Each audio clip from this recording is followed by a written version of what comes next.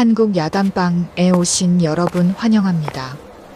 구독과 좋아요 감사합니다. 오늘의 이야기 시작합니다. 무사의 여인 일부.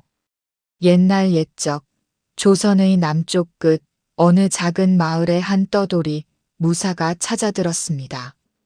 무사의 이름은 준호였습니다.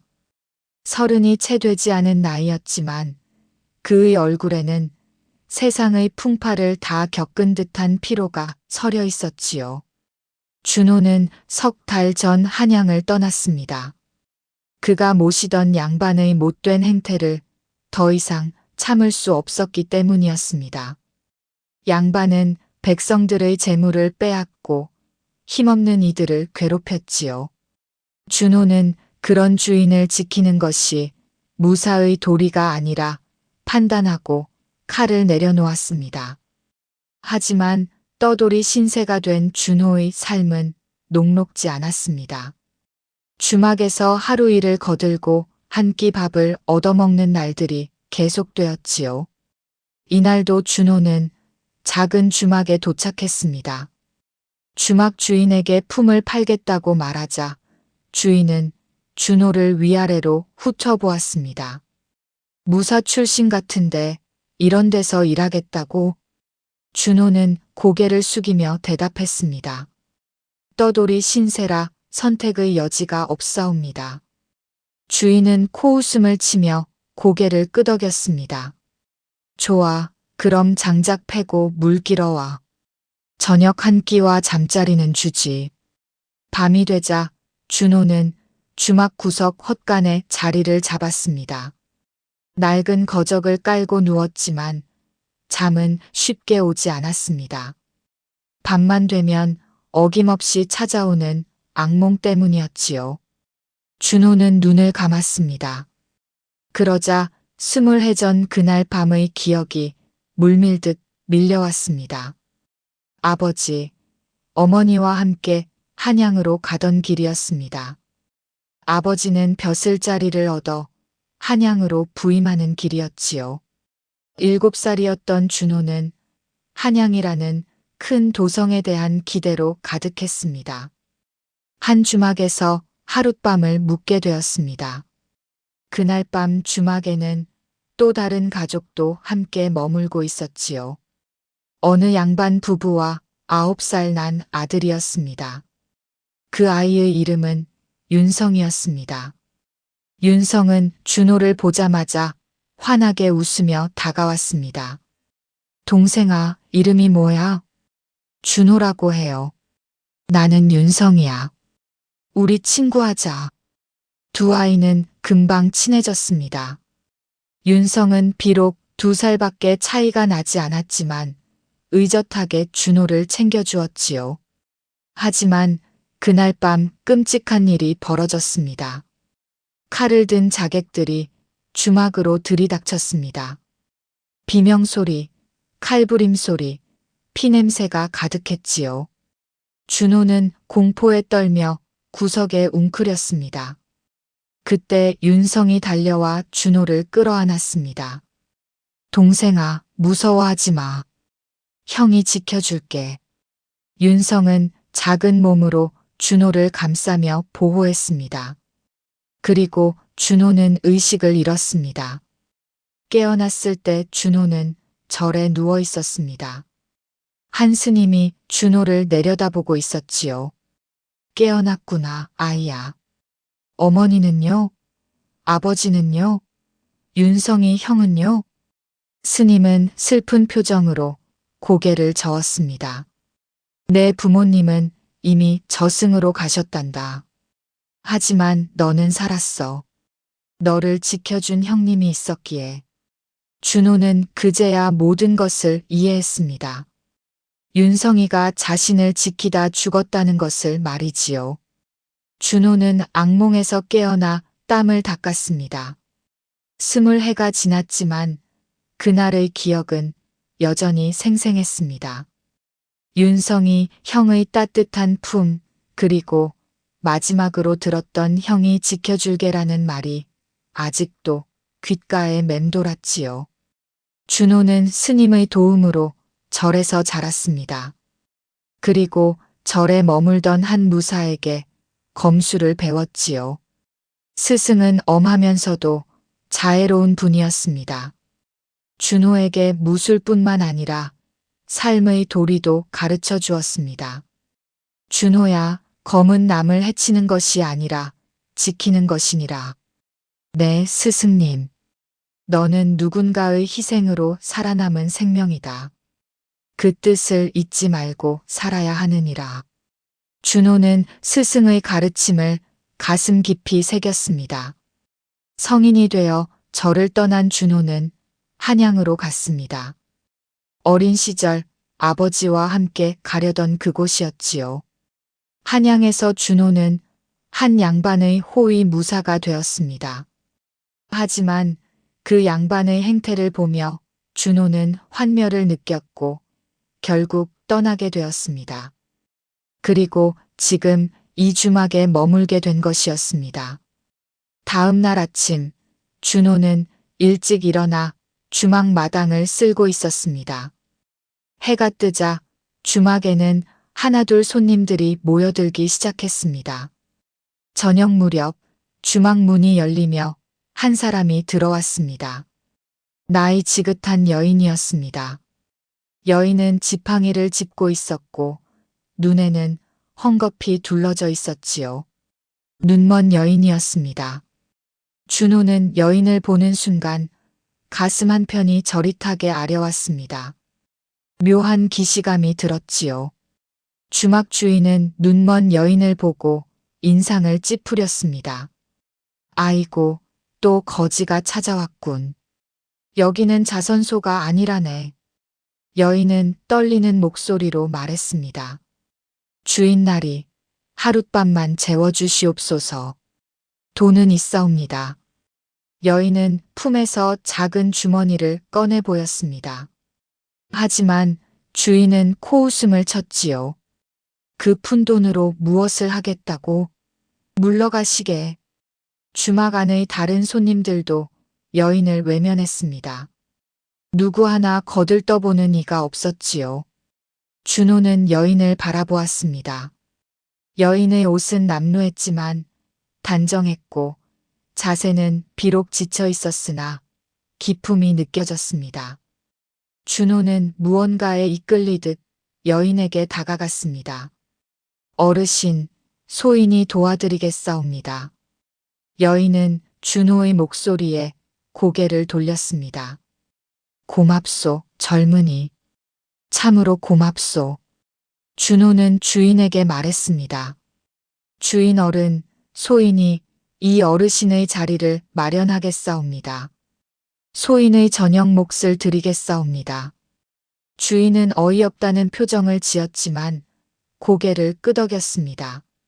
내 마음대로 하게. 어차피 내 몫이니.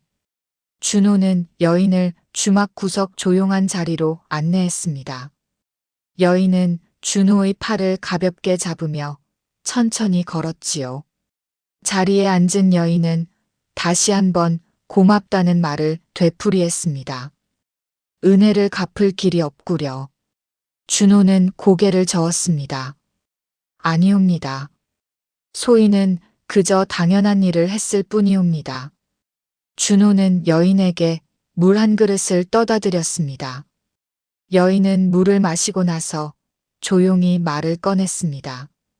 젊은이, 이 늙은이가 어디로 가는지 물어보지 않겠소? 여쭙고 싶지 않사옵니다. 누구나 말하고 싶지 않은 사정이 있는 법이니까요. 여인은 희미하게 웃었습니다. 고마운 마음씨로구려. 하지만 말하겠소. 이 늙은이는 죽은 아들의 묘를 찾아 떠돌고 있다오. 준호는 가슴이 철렁 내려앉는 것을 느꼈습니다. 아드님께서 돌아가셨다니 안타까운 일이옵니다. 여인은 고개를 끄덕였습니다. 20해 전 일이요. 우리 윤성이는 겨우 9살이었소. 준호는 온몸이 굳어졌습니다. 윤성이라는 이름, 9살 20해 전. 모든 것이 맞아떨어졌습니다. 여인이 말을 이었습니다. 주막에서 습격을 당한 날, 내 아이는 내 눈앞에서 죽어갔소.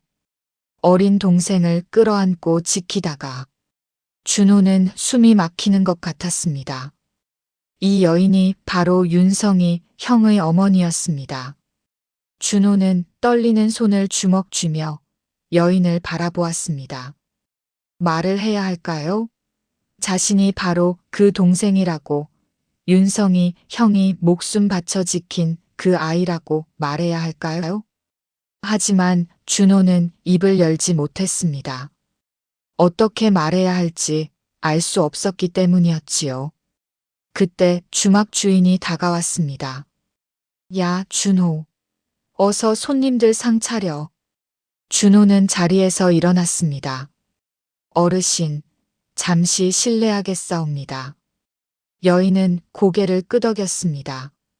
준호는 주막 일을 하면서도 계속 여인을 신경 쓰며 지켜보았습니다. 밤이 깊어지자 손님들은 하나둘 자리에 누웠습니다. 준호는 여인에게 다가가 조용히 말했습니다. 어르신, 소인이 계신 곳으로 가시지요. 거적이라도 깔아드리겠사옵니다. 여인은 감사하다는 말을 하며 준호를 따라갔습니다. 헛간에 도착하자 준호는 자신의 거적을 여인에게 내어주었습니다. 어르신, 여기서 주무시옵소서. 젊은이, 그럼 그대는 어찌하려고? 소인은 괜찮사옵니다. 하지만 여인은 고개를 저었습니다. 함께 쓰면 되지 않겠소? 이 늙은이 옆에 있는 것이 불편하지만 않다면. 준호는 여인의 배려에 감사하며 거적 한편에 자리를 잡았습니다. 잠시 침묵이 흘렀습니다. 그러다 여인이 조용히 말했습니다. 젊은이, 그대 목소리를 들으니 우리 윤성이가 생각나는구려. 준호는 가슴이 뛰는 것을 느꼈습니다. 어떤 아이였사옵니까? 여인은 미소를 지으며 대답했습니다. 의젓하고 따뜻한 아이였소. 비록 9살이었지만 동생 같은 아이들을 잘 돌봐주었지요. 그날 밤 주막에서 만난 어린 동생에게도 그랬다오. 동생아 하며 따뜻하게 대해주었소. 준호는 눈물이 차오르는 것을 느꼈습니다. 여인이 계속 말했습니다. 그 동생이 어찌 되었는지 궁금하오. 무사히 자랐을까, 건강할까? 준호는 떨리는 목소리로 대답했습니다. 분명 잘 자랐을 것이옵니다. 형님의 희생을 헛되이 하지 않으려 애썼을 것이옵니다. 여인은 고개를 끄덕였습니다. 그랬으면 좋겠구려. 그날 밤 준호는 잠들지 못했습니다. 옆에서 조용히 숨 쉬는 여인을 바라보며 다짐했지요. 이 어머니를 지켜야겠다고, 형님을 대신해서라도 이분을 보살펴야겠다고 말이지요.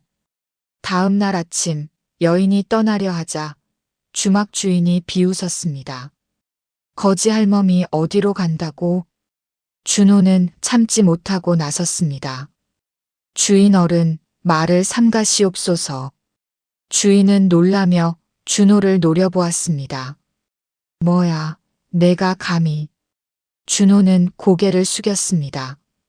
죄송하옵니다. 하지만 이 어르신을 함부로 대하시는 것은 옳지 않사옵니다. 주인은 코웃음을 치며 말했습니다. 그래, 그럼 내 품삯으로 저 할멈 밥값을 대겠다는 거냐? 준호는 망설임 없이 대답했습니다. 그리하겠사옵니다. 주인은 어이없다는 듯 웃었지만 더 이상 말하지 않았습니다. 여인은 준호의 손을 잡았습니다. 고맙소, 젊은이. 참으로 고맙소. 준호는 며칠간 여인 곁을 지키며 지냈습니다. 낮에는 주막 일을 하고 밤에는 여인과 함께 이야기를 나누었지요. 여인은 준호에게 아들 윤성의 이야기를 들려주었습니다. 윤성이는 어찌나 착한 아이였는지 길에서 다친 새를 보면 꼭 주워다 보살폈다오. 준호는 조용히 듣고 있었습니다. 어느 날은 거지 아이가 배고파하는 것을 보고 자기 밥을 나눠주기도 했지요. 여인의 목소리에는 그리움이 가득했습니다. 20해가 지났는데도 아직도 우리 윤성이 목소리가 귓가에 맴도는구려. 준호는 가슴이 먹먹해졌습니다. 자신도 형님의 목소리를 기억하고 있었으니까요. 그날 밤 주막에서 만난 동생에게도 그랬다오. 처음 보는 아이인데도 동생아 하며 챙겨주었지요. 여인은 한숨을 쉬었습니다. 그 아이를 지키다 우리 윤성이가 죽었소. 자객들이 들이닥쳤을 때 그 어린 동생을 끌어안고 보호하다가 준호는 눈물을 참으며 물었습니다. 그날 무슨 일이 있었사옵니까? 여인은 잠시 침묵하다가 천천히 이야기를 시작했습니다. 우리 가족은 윤성이 아버지의 벼슬길을 따라 한양으로 가던 중이었소. 그날 밤 주막에는 우리 가족과 또 다른 가족이 함께 묵고 있었지요. 한밤중에 자객들이 들이닥쳤소. 칼을 휘두르며 사람들을 해쳤지요. 여인의 목소리가 떨렸습니다. 나는 윤성이를 지키려 자객과 싸웠소. 하지만 역부족이었지요. 그때 자객의 칼이 내 눈을 스쳤고 나는 그 자리에서 앞을 볼 수 없게 되었소. 준호는 숨을 죽이며 들었습니다. 눈이 멀고 쓰러진 나를 윤성이가 흔들며 울었소. 어머니, 어머니 하고. 하지만 윤성이는 곧 다른 아이의 울음소리를 들었지요. 함께 묵던 그 어린 동생이었소. 윤성이는 그 아이에게 달려가 끌어안았소. 그리고 자객의 칼을 대신 맞았지요. 여인은 눈물을 흘렸습니다. 나는 아무것도 볼 수 없었소. 다만 윤성이의 마지막 말만 들었을 뿐이요. 동생아, 무서워하지 마. 형이 지켜줄게.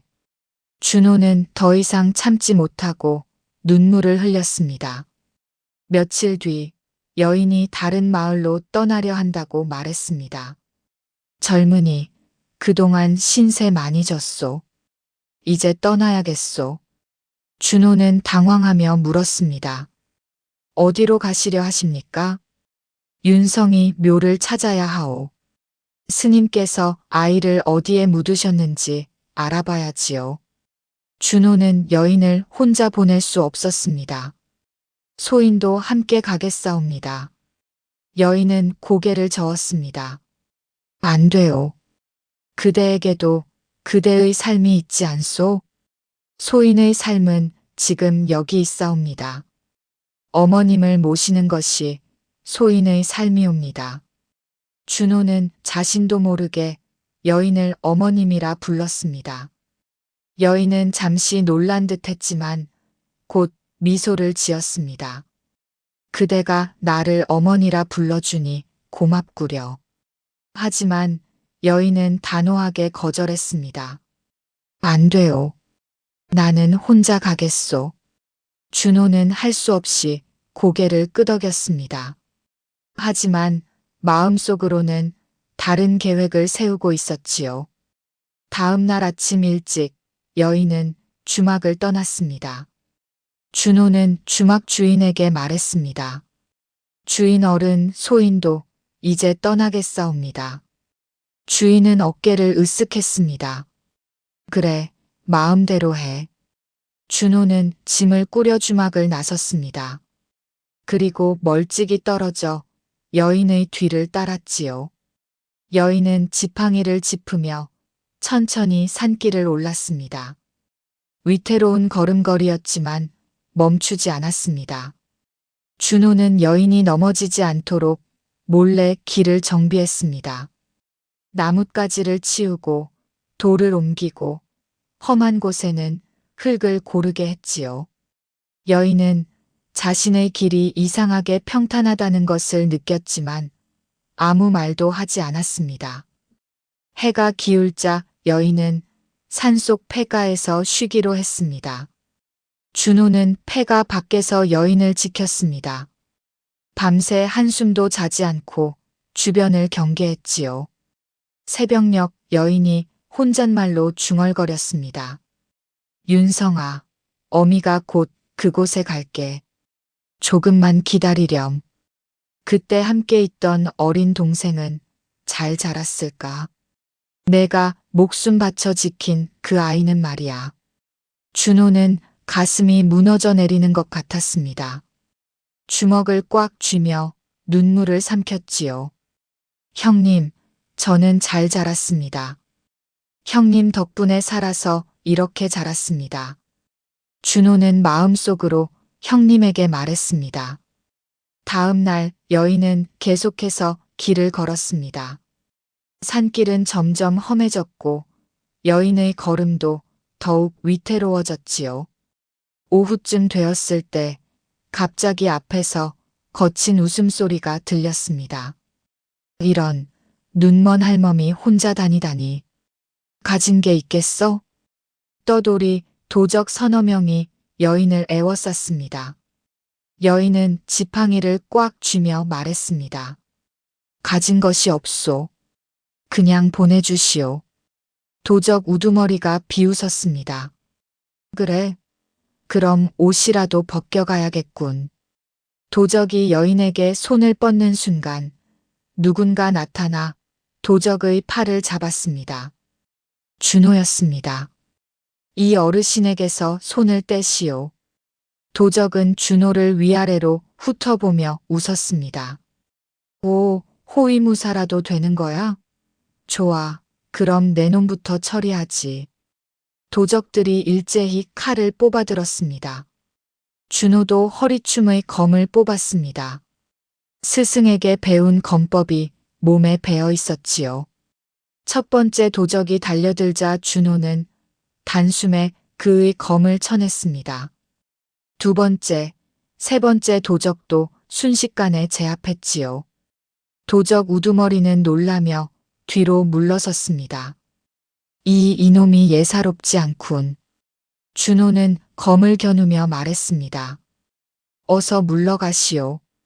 다시는 이런 짓을 하지 마시오. 도적들은 서둘러 도망쳤습니다. 여인은 놀란 표정으로 말했습니다. 누구시오? 나를 도와주신 분이 누구시오? 준호는 대답하지 않고 몸을 숨기려 했습니다. 하지만 여인이 말했지요. 기다리시오. 그 숨소리, 그 발소리, 주막에서 나를 도와준 그 젊은이로구나. 준호는 할 수 없이 나타났습니다. 어머님, 소인이옵니다. 여인은 준호를 향해 손을 뻗었습니다. 그대였구나. 왜 몰래 따라온 것이오? 준호는 고개를 숙였습니다. 어머님을 혼자 보낼 수 없었사옵니다. 여인은 한숨을 쉬었습니다. 고집이 센 젊은이로구려. 하지만 고맙소. 여인은 준호의 손을 잡았습니다. 그럼 함께 가도록 하지요. 나 혼자보다는 함께 가는 것이 낫겠소. 준호는 고개를 끄덕이며 여인의 손을 잡았습니다. 두 사람은 함께 길을 걸었습니다. 며칠을 걷다 보니 어느 마을에 도착했습니다. 여인은 마을 사람들에게 물어보기 시작했습니다. 실례하옵니다. 20해 전 이 근처 주막에서 습격 사건이 있었다고 들었는데 아시는 분 계시옵니까? 젊은이들은 고개를 저었지만 한 노인이 기억한다고 말했습니다. 아, 그 끔찍한 사건 말이오? 여인은 급히 노인에게 다가갔습니다. 네, 맞사옵니다. 그날 무슨 일이 있었는지 아시옵니까? 노인은 고개를 끄덕이며 이야기를 시작했습니다. 한양으로 가던 두 집안이 주막에서 하룻밤을 묵었다오. 한 집안은 벼슬아치 가족이었고 다른 한 집안도 양반 가족이었지. 준호는 숨을 죽이며 노인의 이야기를 들었습니다. 그날 밤 자객들이 들이닥쳐 모두를 죽였다오. 한 여인이 자객과 싸우다 눈을 다쳤고 9살짜리 아이가 어린 동생을 지키다 죽었지요. 여인은 눈물을 흘렸습니다. 그 아이가 제 아들이옵니다. 노인은 안타까운 표정을 지었습니다. 참으로 슬픈 일이었소. 살아남은 것은 눈먼 여인과 그 어린 동생뿐이었다오. 어린아이는 절에 맡겨졌고 여인은 아들 묘를 찾으러 떠났다고 들었소. 준호는 온몸이 얼어붙는 것을 느꼈습니다. 여인이 물었습니다. 그 절이 어디에 있는지 아시옵니까? 노인은 고개를 끄덕이며 방향을 가르쳐 주었습니다. 저 산 너머에 있는 청운사라는 절이요. 거기 주지스님께서 아이를 돌봐주셨다고 들었소. 여인은 감사하다는 인사를 하고 자리에서 일어났습니다. 준호는 여인을 부축하며 함께 절로 향했습니다. 가는 길에 준호는 마음이 무거웠습니다. 곧 모든 진실이 밝혀질 것이기 때문이었지요. 여인은 준호의 떨리는 손을 느끼고 물었습니다. 젊은이, 무슨 걱정이라도 있소? 준호는 거짓말을 했습니다. 아무것도 아니옵니다. 하지만 속으로는 형님에게 말하고 있었습니다.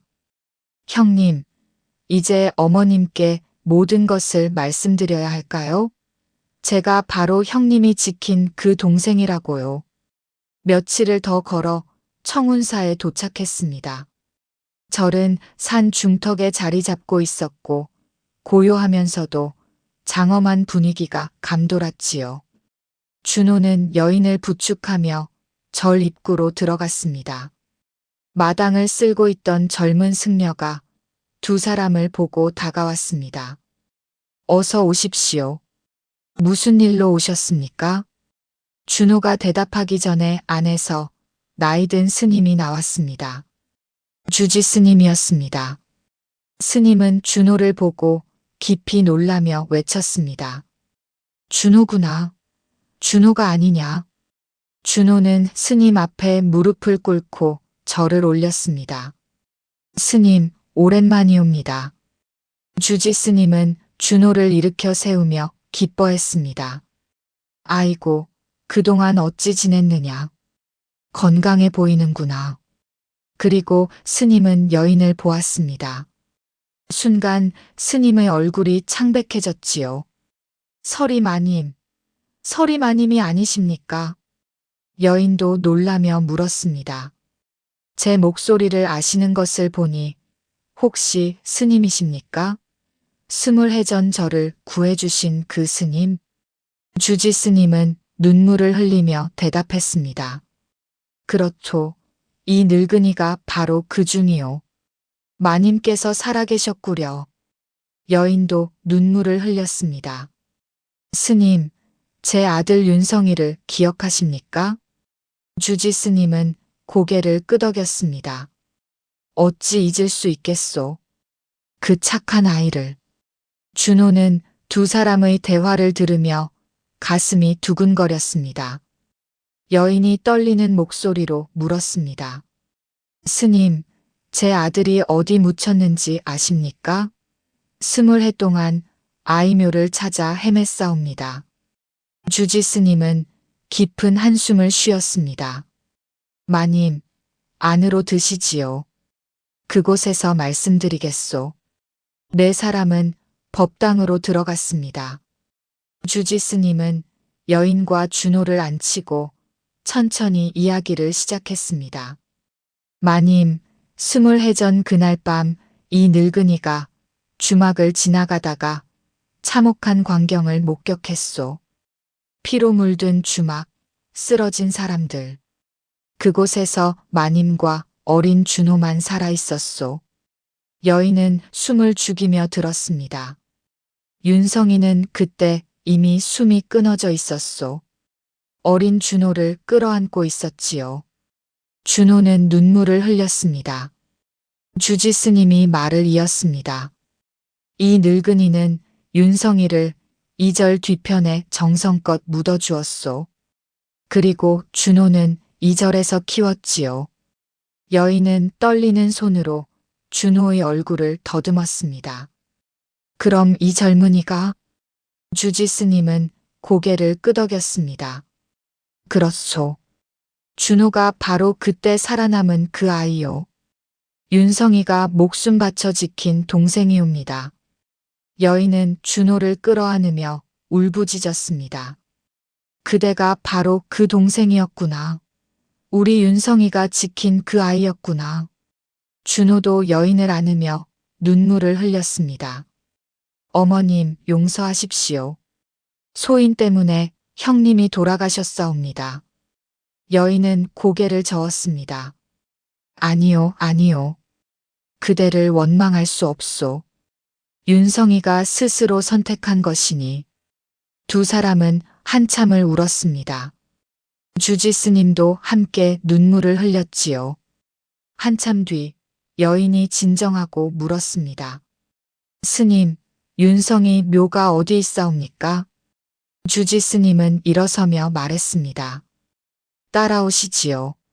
네 사람은 절 뒤편으로 향했습니다. 소나무 숲을 지나자 작은 봉분이 보였습니다. 비석에는 효자 윤성지묘라고 새겨져 있었지요. 여인은 무릎을 꿇고 묘 앞에 엎드렸습니다. 윤성아, 어미가 왔다. 20해 만에 어미가 찾아왔구나. 여인은 한참을 울었습니다. 준호도 옆에 무릎을 꿇고 절을 올렸습니다. 형님, 동생 준호가 인사드리옵니다. 형님 덕분에 이렇게 자랐사옵니다. 주지 스님은 두 사람을 바라보며 조용히 기도했습니다. 한참 뒤 여인이 일어나 주지 스님에게 물었습니다. 스님, 그날 밤 왜 그런 일이 벌어진 것입니까? 누가 우리를 습격한 것입니까? 주지 스님은 무거운 표정으로 대답했습니다. 마님, 그것은 법당에서 말씀드리는 것이 좋겠소. 다시 법당으로 돌아온 일행은 자리에 앉았습니다. 주지 스님은 깊은 한숨을 쉬고 이야기를 시작했습니다. 그날 밤 습격은 우연이 아니었소. 여인은 몸을 떨었습니다. 마님의 시댁을 노린 계획된 공격이었지요. 준호는 놀라며 물었습니다. 누가 그런 짓을 저질렀사옵니까? 주지 스님은 무겁게 대답했습니다. 이강이라는 자의 아버지였소. 여인은 숨이 막히는 듯 가슴을 움켜쥐었습니다. 이강의 아버님이라니. 준호가 물었습니다. 이강이 누구옵니까? 주지 스님이 설명했습니다. 이강은 마님을 젊었을 적부터 연모했던 자였소. 하지만 마님은 다른 이에게 시집을 가셨지요. 마님의 시아버님께서 이강의 아버지가 마님 집안의 재산을 노린다는 것을 간파하셨기 때문이요. 여인은 고개를 끄덕였습니다. 그랬었지요. 시아버님께서는 이강의 아버지를 믿을 수 없다고 하셨습니다. 주지 스님이 말을 이었습니다. 이강의 아버지는 복수심에 불탔소. 그리고 마님의 남편이 돌아가시고 마님이 한양으로 가신다는 소식을 듣고 자객을 보낸 것이었소. 준호는 분노에 떨었습니다. 그 악당들이 우리 가족까지 죽인 것이옵니까? 주지 스님은 고개를 끄덕였습니다. 그렇소. 준호네 가족은 잘못된 때에 잘못된 장소에 있었던 것이지. 자객들은 목격자를 남기지 않으려 모두를 해쳤소. 여인이 떨리는 목소리로 물었습니다. 그럼 이강의 아버지는 지금 어디 있습니까? 주지 스님은 한숨을 쉬었습니다. 이강의 아버지는 10년 전 세상을 떠났소. 하지만 이강은 아직 살아있지요. 준호는 주먹을 불끈 쥐었습니다. 그자가 어디 있사옵니까? 무사의 여인 2부에서 뵙겠습니다. 구독과 좋아요는 영상 제작에 큰 힘이 됩니다. 감사합니다. 그럼 더 재미있는 영상으로 찾아뵙겠습니다. 모두 행복한 하루 보내세요.